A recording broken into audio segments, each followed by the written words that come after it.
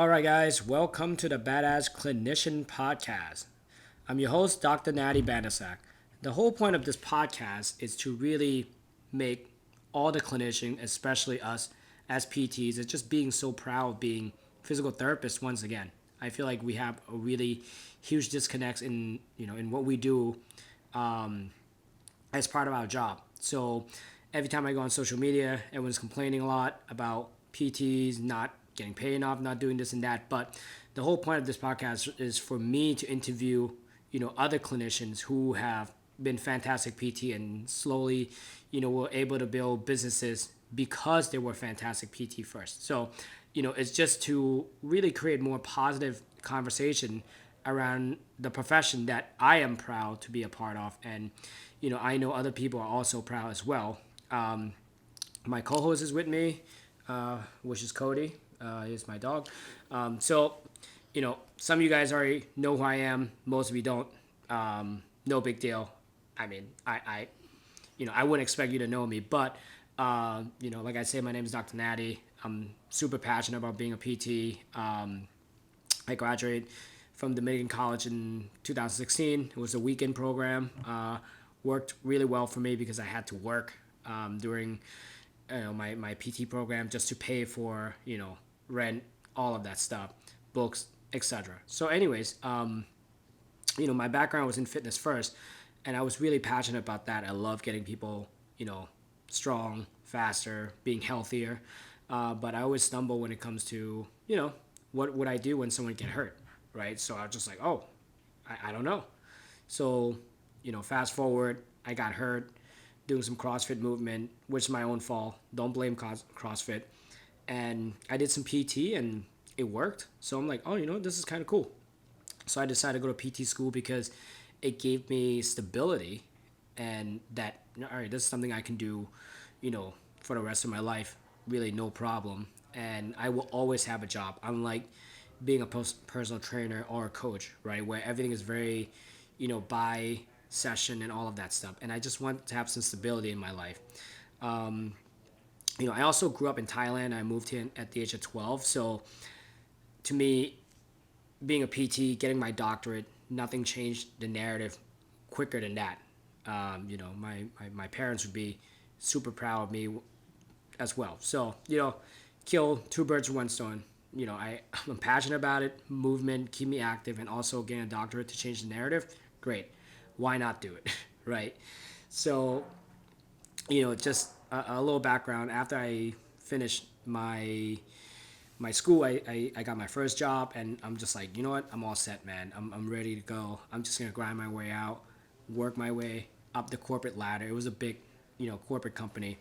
I asked to work in their flagship location just because I know the exposure I'm going to have with high-level athletes, and that's all I wanted to work with. I wanted to work with someone who's active, whether older adult or just active in general. And then I want to work with high school, college athlete, professional athlete. That's always my goal.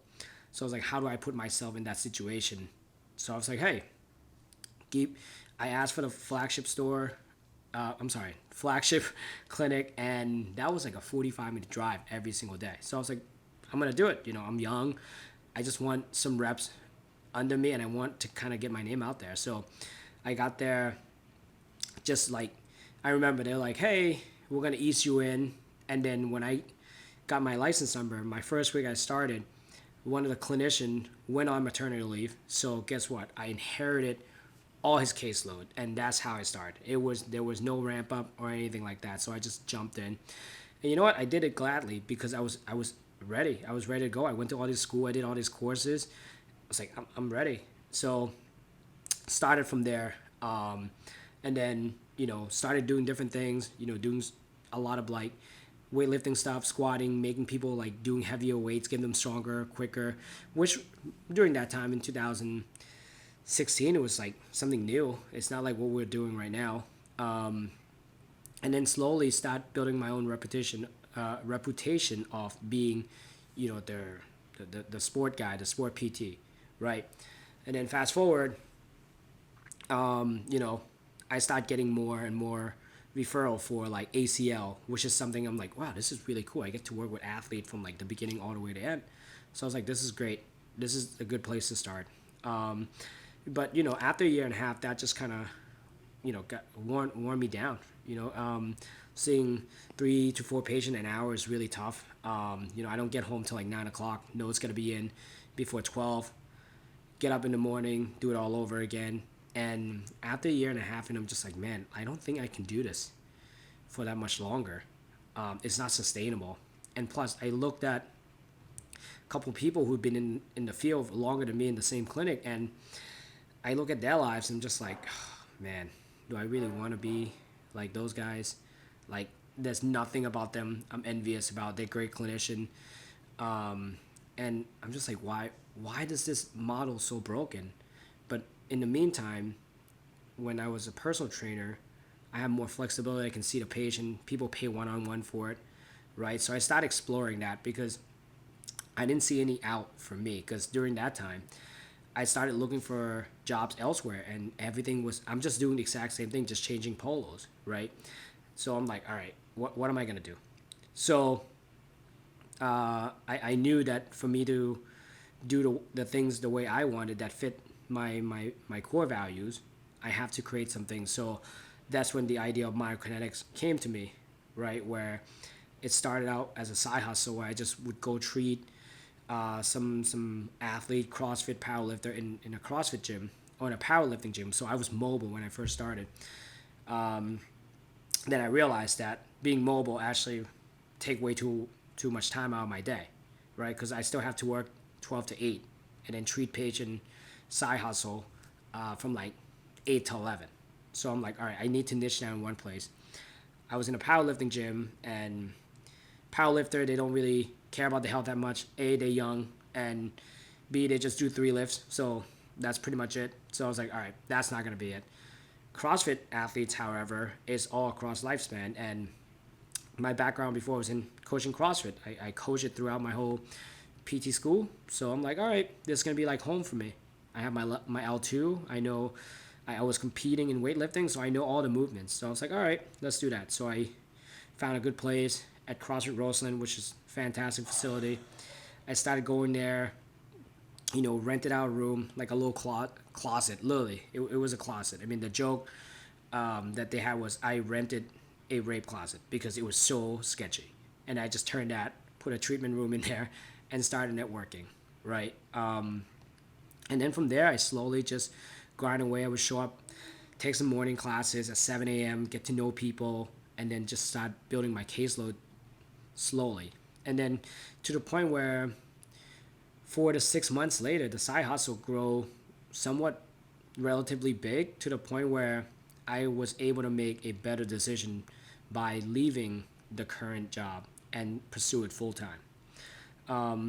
So why am I telling you about this? I tell you, just it's a good story for me to hear, just to reflect on how far I come.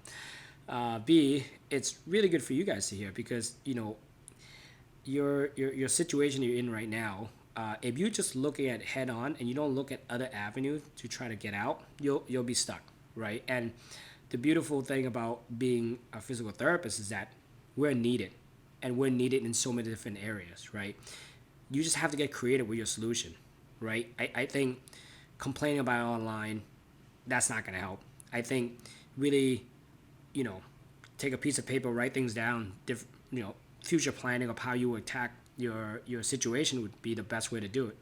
Because that's what I did. I list out all the risks associated with me leaving, what is the least likelihood of me not being able to provide for my family during that time. And I just took that route, and I just try to see it through and make it work.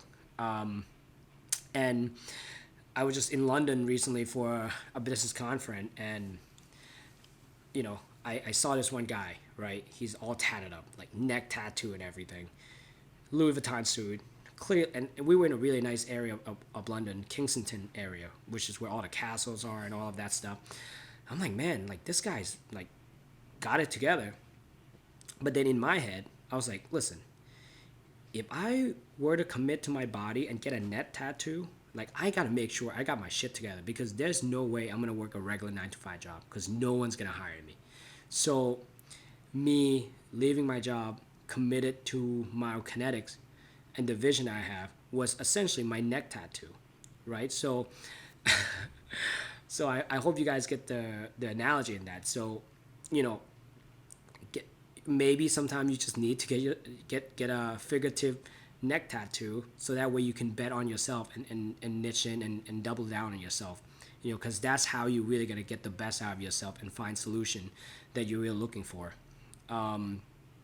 So again, this is just a quick a story of where I am, where I was, and where I am now. Like, I treat 1 day a week. I have a staff of 11 people, 4 clinician. We have 2 location. My main goal now is, like, I really want to just help talk to other PT and just, like, try to solve this problem that we have as a profession. Like, how do we get better and connect with other badass clinicians who are also badass business owners as well, and really